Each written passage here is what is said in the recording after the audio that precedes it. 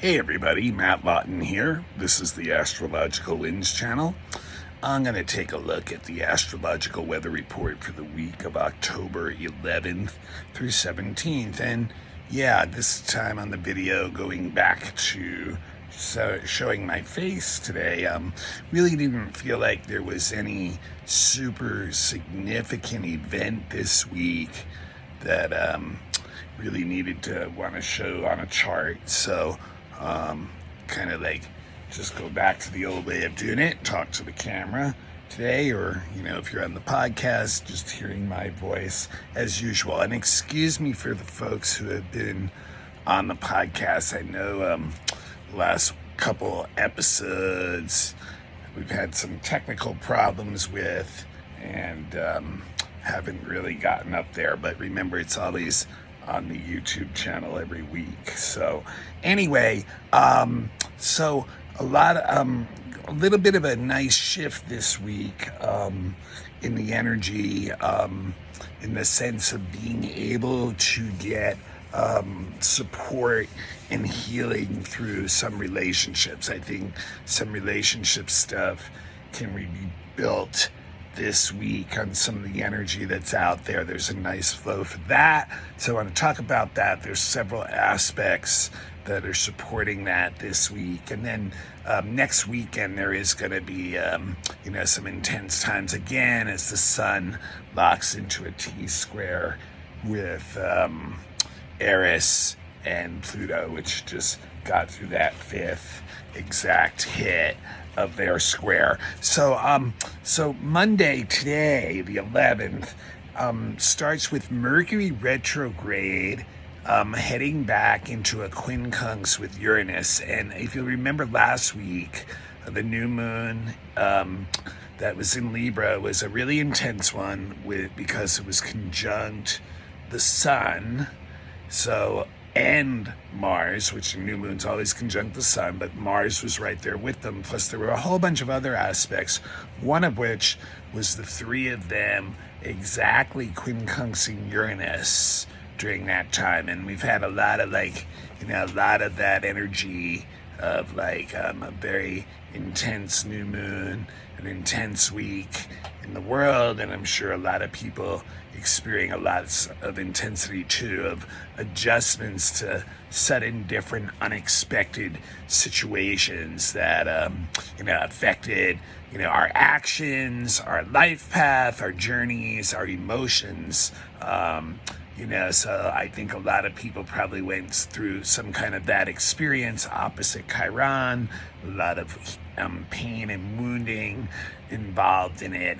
And this Mercury quincunxing Uranus, if you remember, that new moon was also conjunct Mercury retrograde. So that means this is a little bit of a continuation of that energy, basically. And I think, basically it's almost like we're still sorting out a lot of the energy of that new moon, the intensity of the events in our personal lives and in the world these days. So there's a lot of things to process, a lot of things going on. It can be confusing.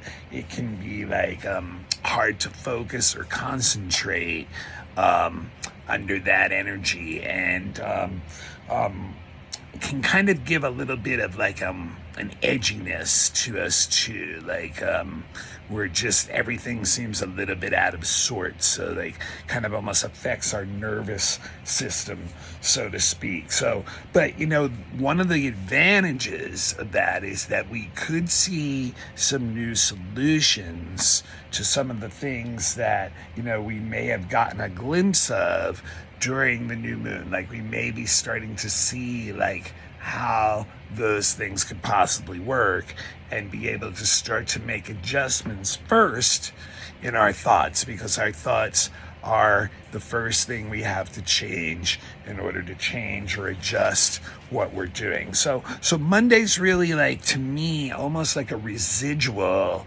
of the energy of the new moon and the intensity of whatever changes that Uranus brought that may have created some wounding and some other issues and just kind of starting to like really try to get a grip on it intellectually. But things, like I said, so what I really thought was really interesting this week was there was a lot of positive aspects in relationship to relationships, like being able to like build up and get some solid support through relationships, giving and receiving support through relationships. And that starts most acutely on Wednesday, or starts acutely on Wednesday, I should say, when Venus sextiles Saturn. And so Venus sextiles Saturn bring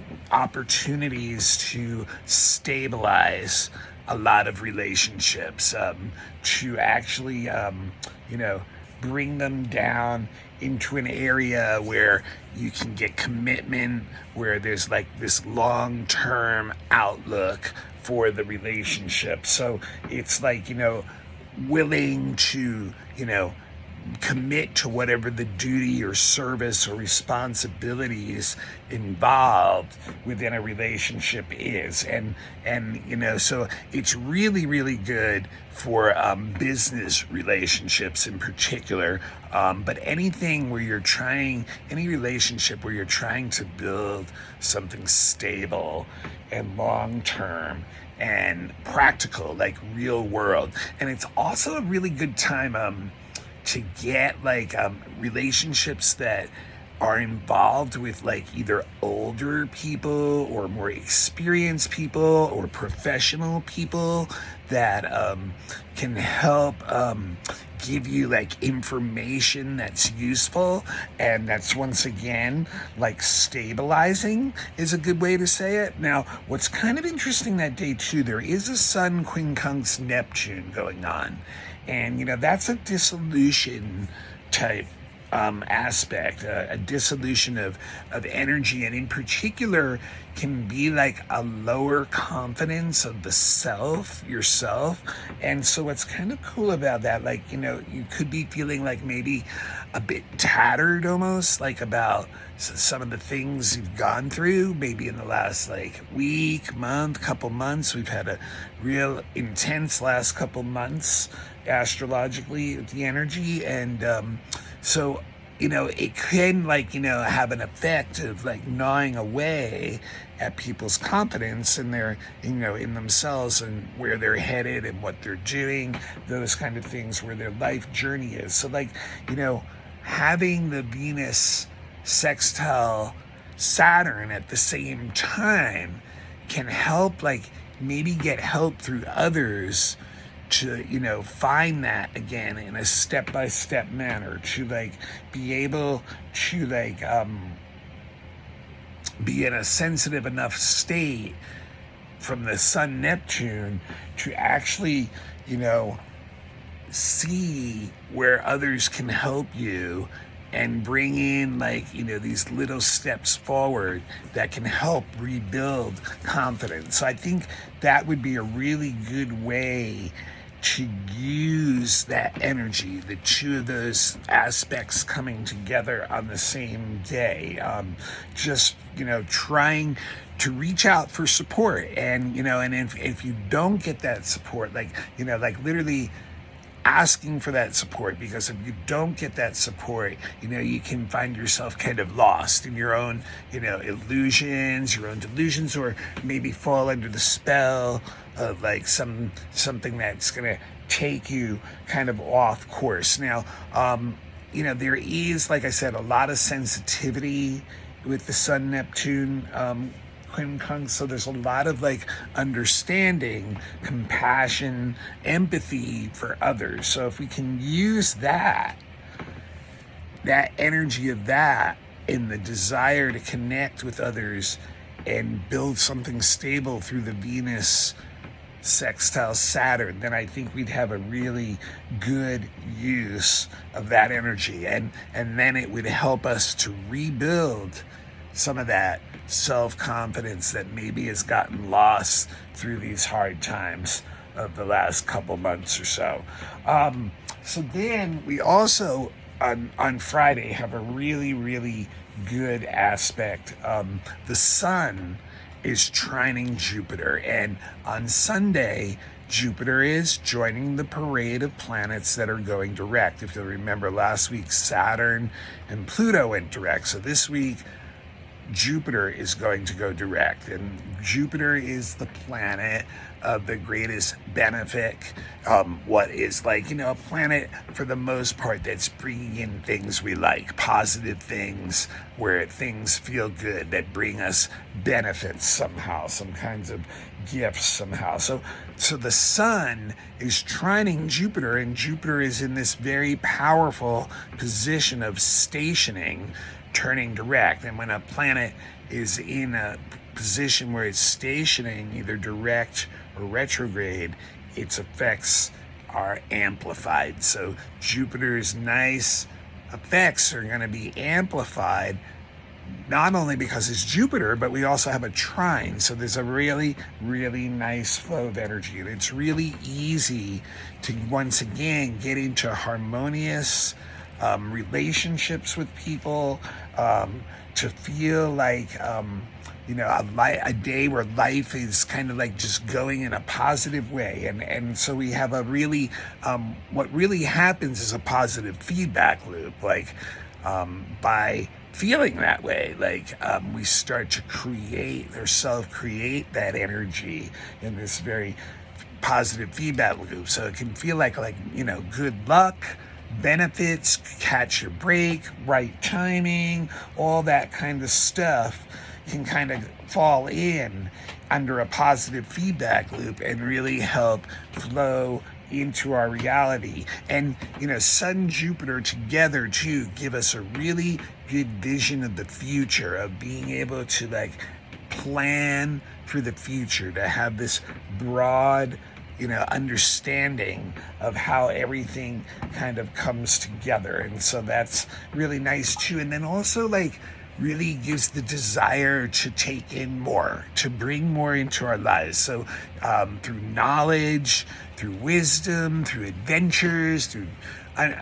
new understandings, travel, all kinds of different things that we can purposely expose ourselves to, basically expand the viewpoint that we have, the way we're looking at things, and maybe even adjust our value systems to that. So a real nice flow there, just really feeling like in a positive feedback loop. Now, what's interesting is, once again, on the same, and then on Saturday, that's on Friday, on Saturday, it flows right into another really nice trine. This time Venus, which once again, like Jupiter, is one of the benefit planets, it will trine Chiron. And at the same time, Mercury retrograde will be sextiling that very same Venus. So these two will work real nice together also. I think that this will bring healing to relationships, if that's a best way to do it. And with the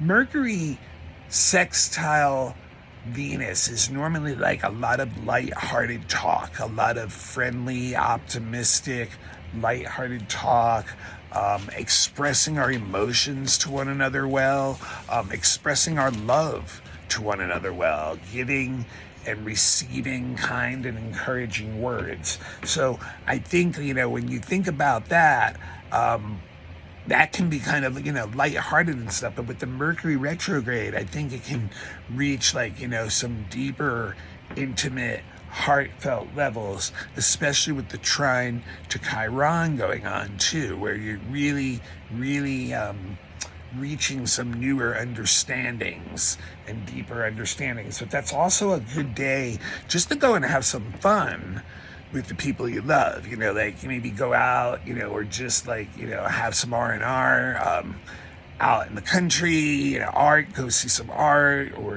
make some art, or just have some really good lighthearted conversations that are a positive feeling for everybody to walk away from. Now, Mars is quincunx Neptune that day too, so that's a little bit funny, because it does dissipate physical energy, which kind of feeds into just having lighthearted fun stuff, in my opinion. But it can kind of get us passive and lazy, and maybe a lot of the efforts that we have will end up being futile anyway. But it is good for like a slow release of energy, like doing something like different that like maybe helps us adjust our bodies and stuff. So like maybe like the fun thing that Venus, Chiron, Mercury can do in combination with this Mars Neptune would be something like go do some yoga in the park or something. I don't know, like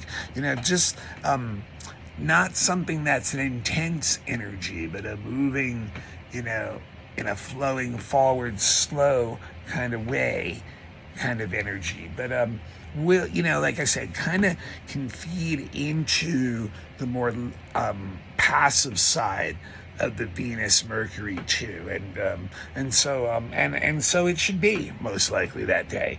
And then Sunday we do have probably the most challenging day of the week.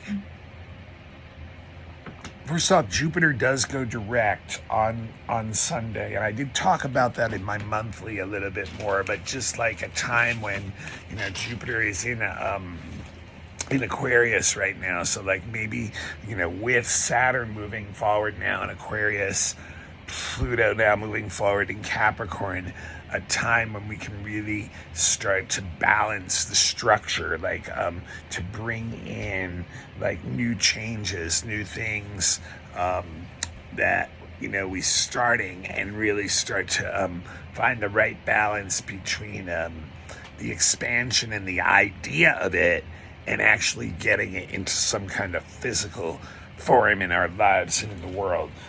But what's challenging on this week is the most challenging aspect is a continuation once again.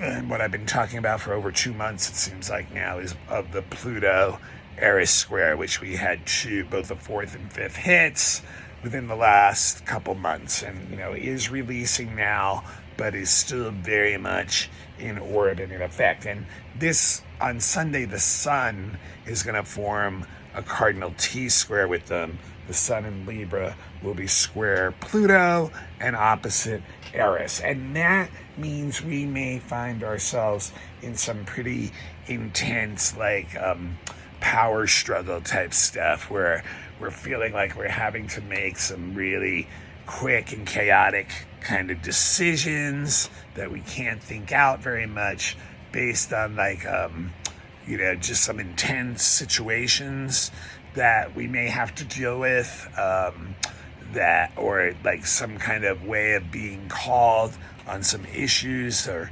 things that we may have not completely figured out and now have come back to trip us up, or even getting involved with authorities in some negative way, power struggles, issues with the law, things like that can all be part of the Sun, Pluto, and Eris. So it can create a lot of chaos in our lives again, a lot of power struggles in our lives. It also, on a mundane level, things can break down.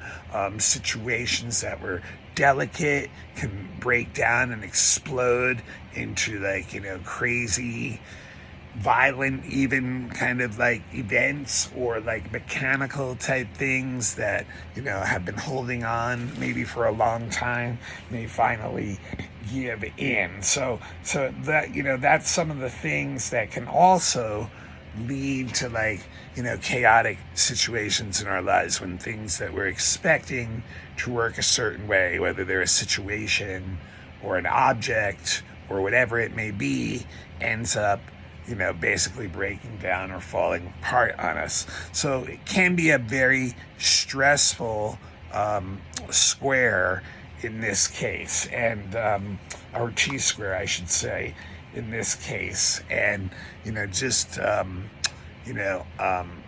really the best thing to do is confront yourself and the intense energy that's coming up, because when you confront others under this thing, it's liable to become this really, power struggle type game. So it can be a really tough situation.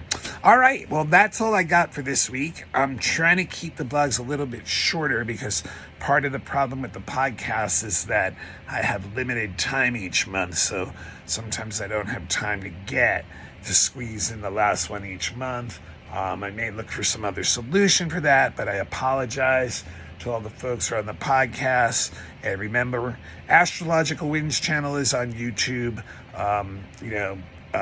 Follow me on YouTube by setting up a YouTube account. Follow the Astrological Winds channel and turn on your notifications so you know when I post a new blog, which is usually every Monday. And then if you prefer to use, one of the podcasts, just go on to your favorite podcast, look up Astrological Winds channel, and hopefully that week's episode will be there. And the best thing you guys can do for me is to pass the link along to other people you think might be interested in it. This is a free service. Otherwise, if you need a reading, birth charts, or a predictive reading, relationship, all kinds of readings, I'm available. So for all those things, it's my email is matthuE823@gmail.com. And I'm going to say it one more time, matthuE823@gmail.com. So just drop me a line and we can talk about pricing and scheduling you in for a reading, or there's classes available too. Anyone's interested in that, drop me a line. Matthew, MATTHEW, Lawton, LAUTEN is the name, and anyone who'd like to, give a donation, there's people out there who'd like to do that too. You can find me on Venmo, PayPal, or Zelle under the email or the name.